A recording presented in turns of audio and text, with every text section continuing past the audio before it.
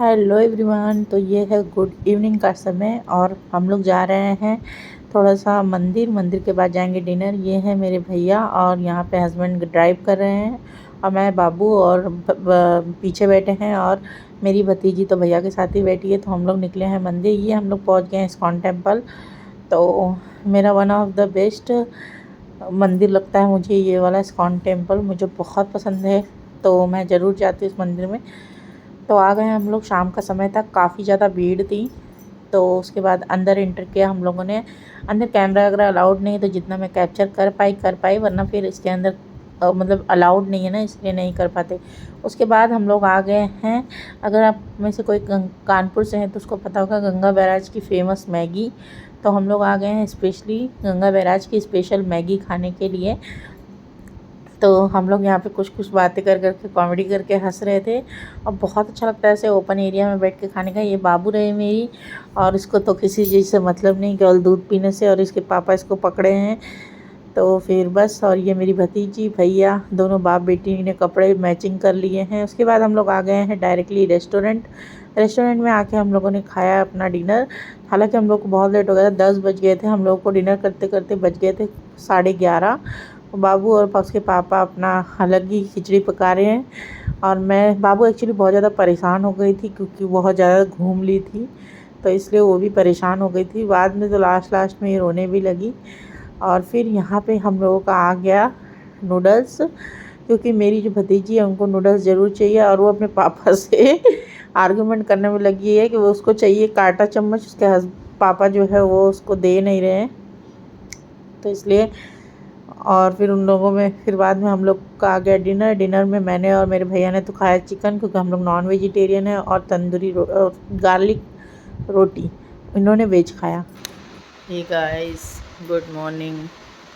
तो ये मॉर्निंग के बज रहे हैं 8:30 और हस्बैंड गए थे भैया को और बाबू को छोड़ने के लिए। मेरी भतीजी आई थी उनको छोड़ने के लिए स्टेशन पे। वो लोग बॉम्बे चले गए हैं। मुझे बिल्कुल अच्छा नहीं लग रहा है, क्योंकि अगर कोई भी आ जाता ना 2 दिन के लिए, अगर मेरे मम्मी पापा सिर्फ 2-3 दिन के लिए आए थे तो मुझे जाने का इतना ख़राब लग रहा था।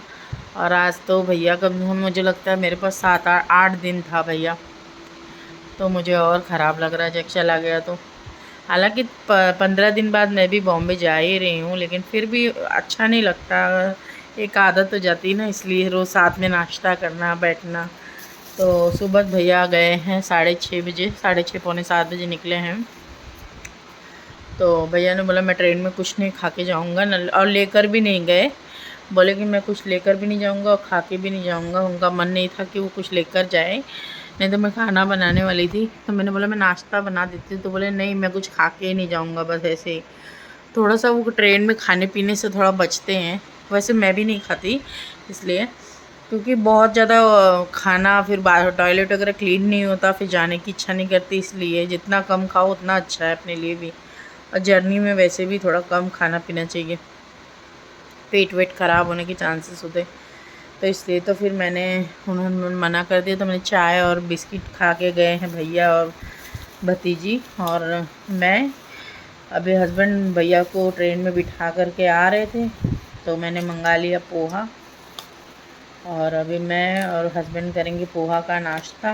तो रेडीमेड पोहा कुछ इस तरह से मिलता है यहाँ पे, तो मैंने मंगा लिया और अभी यही खाएंगे हम लोग।